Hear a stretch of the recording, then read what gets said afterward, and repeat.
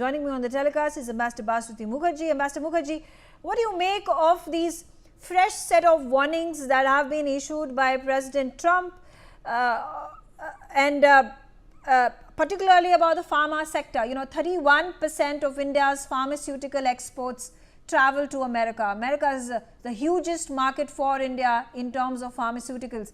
This is going to be a massive impact if 200% tariffs are going to be imposed on Indian exports. How is India going to navigate through all of it? It's not just India, Megha, that has to navigate through it. The United States also has to navigate through it.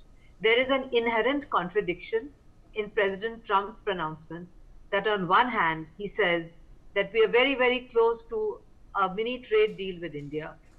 Their negotiators are here in Delhi. Even the BBC, which is chronically hostile to India, this morning announced that the trade deal is almost final.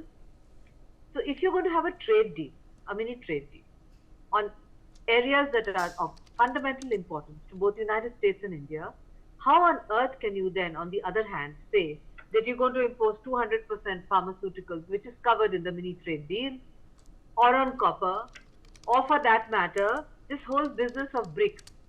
This BRICS is an imaginary problem in the mind of President Trump. BRICS is a grouping that has not announced that it's going to reverse the dollar. BRICS is a grouping which is a natural corollary to a collapsing world order led by President Trump himself. The fact that the UN Security Council is paralyzed has meant that other groupings have come up, G20, BRICS, etc. How on earth can he individually start mini trade deals with member countries of BRICS, including India, and on the other hand threaten us with 10% tariffs? It's a little bit like Mohammed bin Tughlaq, who said that he would move the capital from Delhi to Daulatabad because the people in Delhi were not good to him. I mean, this is not the way that one negotiates with President of the United States. I, for one, Megha, would not lose any sleep, but then Dr. Sharad Kohli knows more than me. I would say what Trump really wants is that trade deal with India. That he is definitely going to get. What Trump really wants is for us to buy large amounts of defense ammunition and other expensive equipment, which we will do to a certain extent, depending on our own security interests. He wants money from us. That's all that interests him.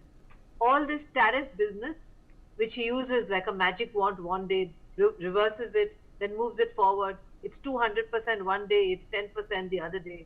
He's just making America and himself ridiculous in the eyes of the world. I hope he understands that people all over the world are laughing at him. I would not waste too much sleep on it, honestly. Thank you.